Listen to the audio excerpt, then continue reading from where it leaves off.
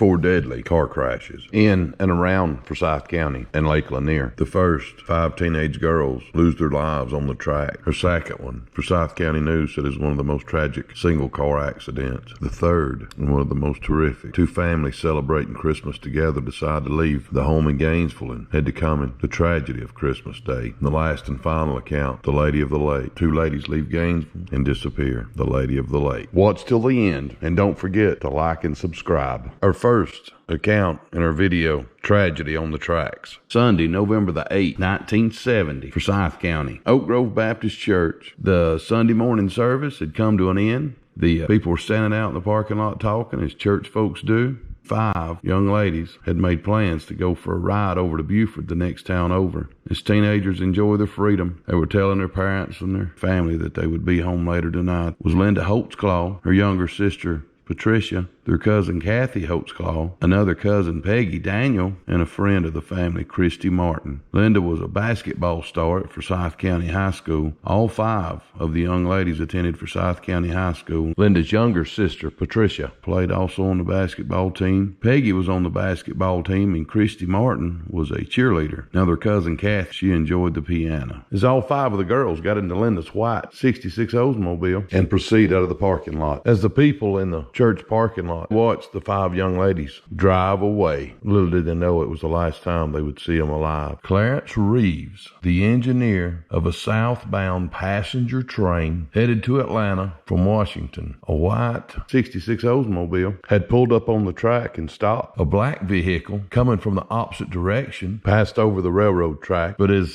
Clarence Reeves, the engineer, began blowing the train's horn to warn the occupants of the white Oldsmobile to clear the track, but it was to no avail. The car was not moving. The white 66 Oldsmobile was just sitting still on the track as he continued blowing his horn and trying to slow down the train. But the vehicle wasn't moving. And none of the occupants were making any attempt to get out of the vehicle.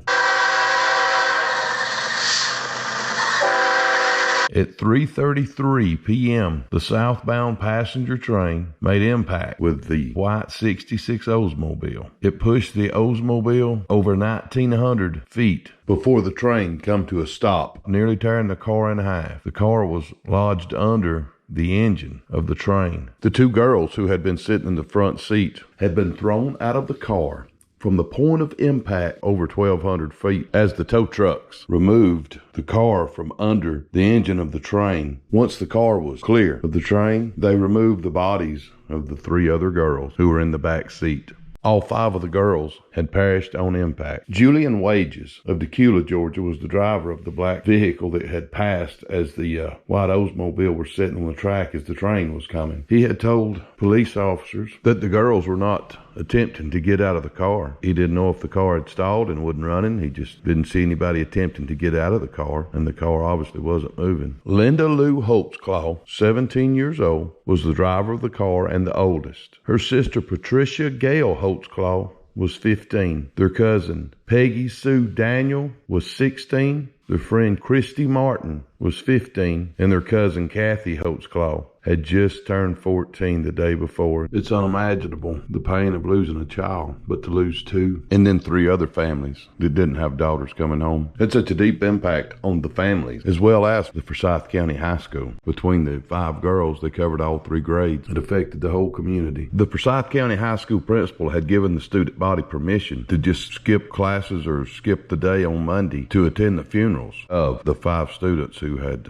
lost their lives. But there were so many people trying to get into the churches that Forsyth County High School had a memorial service for the 5 girls who had been a part of the student body on Tuesday. There was over 500 cars parked at the school and around the school. Such a tragic day for the families, for the school, for the community. But what happened to cause the 5 young ladies to stop on the track? Most people were of the opinion that when they pulled up on the track, the car stalled. But there's no way of knowing what had happened or why the young ladies would sit there, not even attempt to get out of the car and get clear of the train. Leave a comment in your opinion as we continue to our next account. One of the most tragic single automobile accident in Cumming, Forsyth County history, according to the Forsyth County News. Saturday, September 14th, 1968, Junior McBryer and his wife Shirley had made plans with Junior's sister Mary and her husband Harry Lancaster and Harry and Mary's two little girls, Kathy and Valerie. They were going to the fair in Canton, Georgia. As they were talking and preparing to leave, Junior and Mary's 16-year-old younger brother, Sherman, had pulled up in his 61 Ford, and three of Sherman's teenage friends, Dean Watson, Teddy Shadwick, and Marcus Bearden. As Sherman pulled up, was asking his brother Junior and their brother-in-law, Harry, if they wanted to go ride with him and his friends. When Junior decided he wasn't going, he was going with his wife to the fair with his sister Mary and her two kids, but Harry decided he was going to go with his young brother-in-law and his friends. Harry's wife Mary had all but begged him not to go. She wanted him to go with her and their daughters, but Harry had already made his mind up as he was getting in the car with his brother-in-law Sherman and Sherman's three teenage friends. She told him she didn't feel good about it. She didn't think it was a good idea. She really wished he would go with her and the girls. So as Harry rode away with his brother-in-law Sherman and Dean and Teddy and Marcus, Junior and his wife Shirley and Junior's sister Mary and Harry's two girls, Valerie and Kathy, continued with their plans to attend the fair in Canton. As the five young men were going down Buford Dam Road at a high rate of speed. As they were approaching Buford Dam at Lake Lanier, the State Patrol report said that they were running over 100 miles an hour. And at 6:45 p.m., when Sherman lost control in the curve, they skidded over 900 feet till they hit the large rocks at the shoreline at the beginning of Buford Dam. At Sony Campground Park, the car overturned. Two of the young men were thrown from the car. Dean Robert Watson, age 16, lost his life as he was thrown from the car, as did Harry William Lancaster, 23. Marcus Clarence Bearden, 18, was transported to Forsyth County Hospital and passed away about 1:10 Sunday morning. Sherman McBryer, the driver, and Teddy Shadwick were treated at the Forsyth County Hospital. Sherman, after being charged with the deaths of the three young men and all the other charges of reckless driving, speeding, he spent 6 months in prison, an unconfirmed amount of time on probation. He also had to live with the fact that through his bad teenage decisions of driving reckless, it cost the lives of two of his friends and his sister's husband and his two nieces' daddy. That is a prison all on its own. And as you're watching this, we have a tendency to pass judgment on so many things, but think about how many times that it could have been you, either the one that didn't make it through the wreck or the one that was driving and had no intention of hurting anybody. Bad decisions. And we're all guilty of having made one or two. Our third account, from the joy of Christmas to one of the deadliest days on Lake Lanier. And Christmas morning was a cold and rainy Friday in 1964, and the Brown family and the Rogers families were celebrating Christmas together. Between the two families, they had 7 children under the ages of 6. The Browns and the Rogers family had decided to take a short trip to Forsyth County, as Johnny Brown and his wife Cora Lee and their 4 children, along with Billy and Carolyn Rogers and their 3 children, as all 11 of them piled into Johnny Brown's 1959 Ford station wagon. The children were enjoying some of their Christmas presents in the car. 3-year-old Amanda Lee Rogers had brought along one of her gifts, a new doll. She was playing with it on the trip. No one could have anticipated the tragedy that was looming. The day's rains had left the road slippery, which was terrible for the 1959 Ford station wagon with slick tires. As it neared the 2 Mile Creek Bridge, the vehicle was traveling along on Georgia 369. Billy Rogers had said that Johnny Brown, the driver, had been drinking. He wasn't drunk, but he was feeling pretty good. As the car neared the bridge, the roadway took a sharp right turn. As it headed downhill to the bridge, instead of slowing, Brown began to accelerate. The station wagon carrying the 11 passengers skidded, going into the curve, and crossed to the left shoulder. Next, it careened atop of the guardrail, which carried it into the power pole. As it hit the power pole and the guideline, it snapped them both. The wagon flipped multiple times, leaving the bridge and bouncing across the rocks on the shoreline below. Ripping open its roof, it next skidded into the water, with its occupants scattered from the lake shoreline to 50 feet or so out into the water. Passers-by witnessed the accident and leaped into action, attempting to rescue any survivors. As people were jumping in, trying to help get anybody out, Rogers was pulling his wife Carolyn to shore, while someone else ran to a neighboring house to call emergency workers and for an ambulance. Someone had spotted a doll come up and was floating on the water. And as they got the baby doll up, they come to see it was Christine Rogers, 3 months old. It wasn't a doll. This baby was real and she was still alive. Then they found another child, 3-year-old Linda Brown. She was in a crevice between 2 large rocks on the shoreline. As they pulled her out and Linda got her breath, other people were stopping jumping on the bridge to try to help. Wasn't long before the bridge was covered up and people watching, waiting, praying. Emergency workers and divers soon arrived. The divers located the car's wreckage in around 30 feet of water and began to extract the victims' bodies. The water temperature was around 45 degrees. Visibility was nearly zero. By now, several hundred people were gathered around on the bridge and around with the expectation of seeing more survivors coming up out of the water. But as people looked on, a gasp came from the crowd as a young girl's red tennis shoes were visible